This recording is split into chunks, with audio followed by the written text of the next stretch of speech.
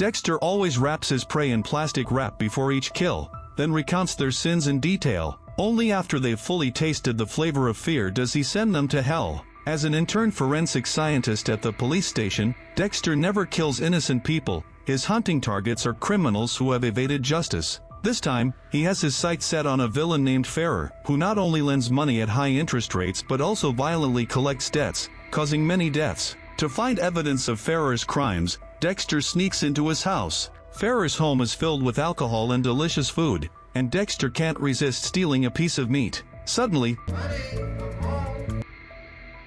it turns out to be just a parrot talking, a false alarm. He spots Ferrer's loan ledger on the table and photographs its contents with his camera. Back at the police station, Dexter searches for these borrowers' names and discovers they've either disappeared or died of illness. They were likely killed by Ferrer for failing to repay the high-interest loans. Dexter plans to approach Ferrer for a loan to gather more evidence. He needs to prepare a fake ID, and Vince from the forensics department might be able to help.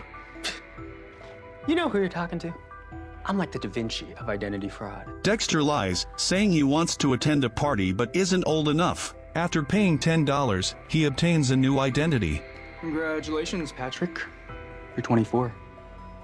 The next day, Dexter goes to a GI court, having seen on Ferrer's schedule that he would be there. Dexter strikes up a conversation with Ferrer about betting on the game, then mentions he's been referred by a friend to borrow money. Dexter names a few people from the ledger, dispelling Ferrer's suspicions. He then uses the fake ID as collateral and successfully borrows $500. With a week until the repayment date, Dexter has more pressing matters to deal with. It's not until he sees the earrings on Sophia's ears that Dexter realizes his first kill trophy has been stolen. He bursts into Deborah's room, disregarding that she's changing clothes. Shit, Dex, not much? Learning that Deborah gave the earrings to Sophia, Dexter demands she get them back. Deborah agrees, but with a condition. To be chosen as volleyball team captain, she plans to host a party for her teammates at home. She asks Dexter to get some coke for her. This is no challenge for Dexter, a medical student. Caffeine can make people excited, and benzocaine can make them feel drowsy. By crushing and mixing them together,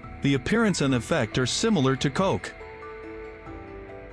On the loan repayment day, Dexter deliberately loses all the borrowed $500 at the pool table in front of Ferrer. Enraged, Ferrer pulls out a gun to threaten Dexter. Dexter begs for a 2-day extension, but Ferrer has heard such pleas too often and believes poor people who can't repay must be taught a lesson.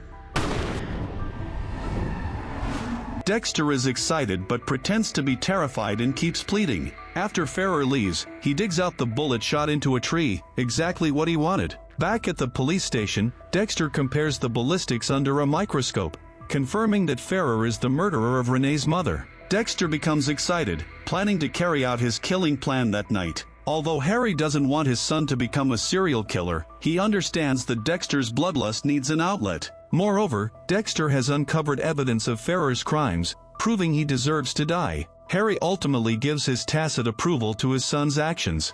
Dexter and his sister go to choose and buy a new pair of earrings for Sophia, finally exchanging them for the pair that could incriminate him. Sophia is delighted, thinking Dexter likes her, and she has long been attracted to the handsome Dexter. When Dexter prepares to leave, Sophia boldly confesses her feelings. God, you are so fucking sexy. But Dexter isn't in the mood to flirt with pretty girls. At this moment, his mind is filled with thoughts of blood and killing. When Ferrer returns home, he finds the parrot, which should have been in its cage, on the table. As he ponders this oddity,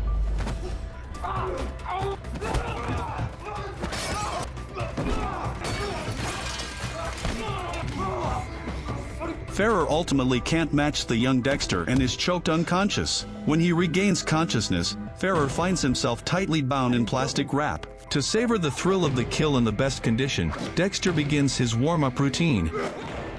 As usual, he presents Ferrer's evidence and pronounces his crimes. Unexpectedly, Ferrer remains tight-lipped, refusing to confess. Angered, Dexter immediately lays out the waterproof sheet, preparing for the execution. Ferrer is scared witless and attempts to bribe Dexter with money. But for Dexter, what he enjoys and craves can't be bought with money.